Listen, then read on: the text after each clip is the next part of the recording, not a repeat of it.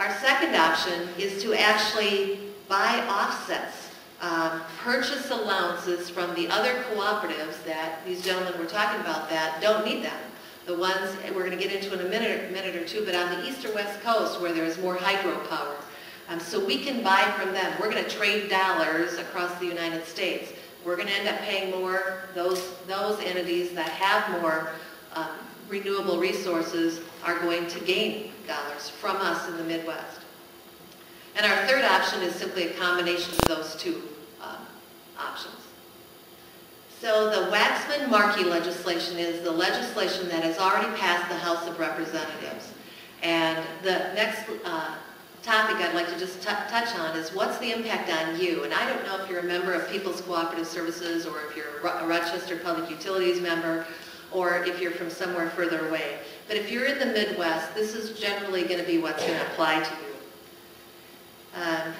The legislation as it sits today would require us to purchase allowances or build renewables from day one, from the day that legislation starts out. And for Dairyland Power Cooperative, we would get 68% of the allowances that we need. So that means in 2012, by that time, we've either had to build that much more renewable energy or we have to pay for and buy allowances from another electric utility or possibly off the market, open market. This graph, there are studies being done all over the United States right now. How do those allowances relate to kilowatt hours? For every megawatt of power that you generate, there's an emissions of carbon. Right. So when you use the kilowatt hours, you can just look at your kilowatt hour use and then it's a proportional amount of carbon that you've released. Doesn't make a lot of sense. Go ahead. Okay. I can try again later if I didn't get that, or maybe one of these guys can do a better job of describing that. Another study that we looked at and that was done showed what the impact would be across the United States if a cap and trade program was adopted. Now I heard one of these gentlemen say it could increase it could be $40, $50, $60, or $100 for a ton of carbon. We used $20 in this study. And the states in the red would see a 15% or greater increase in their energy bill if a ton of carbon, every ton of carbon costs $20. The states in yellow, which you can see there are a few of them, would see between a 9 and a 14% increase in their bill. And the states in blue would have a much lower increase, 0 to 8% increase in their bill. And here's part of the reason why that happens. Is in the Midwest, in these red states here, we have about 30 million megawatts of hydropower. The rest of the states, which are much fewer, have about 115 million megawatts of hydropower. So again, they have much more renewable energy available to them. And they don't have as much, they're not as dependent upon the carbon resources like we are.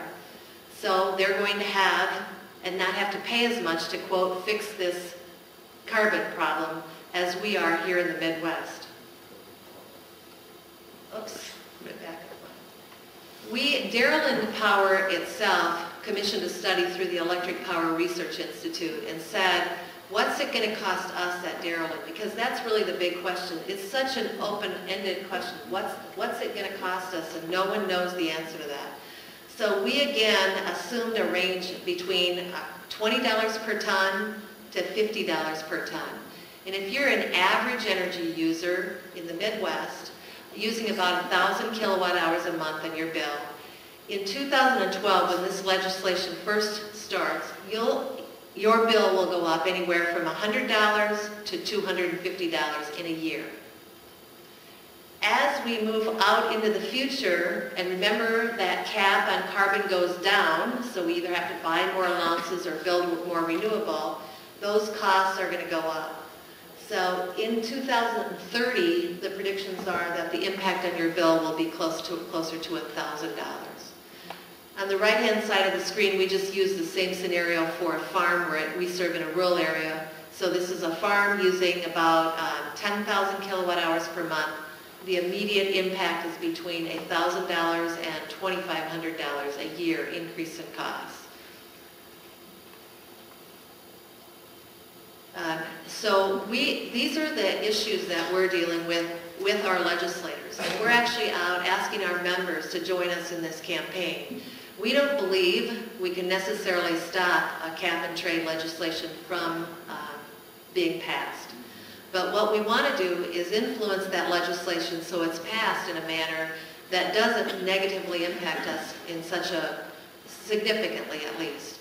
So we are asking that Congress pass a fair policy, a policy that takes into consideration that on the east and west coast there's more renewable options, there's nuclear plants, and there's more hydro, and that the costs associated with this be distributed equitably across the United States and not negatively impact the Midwest.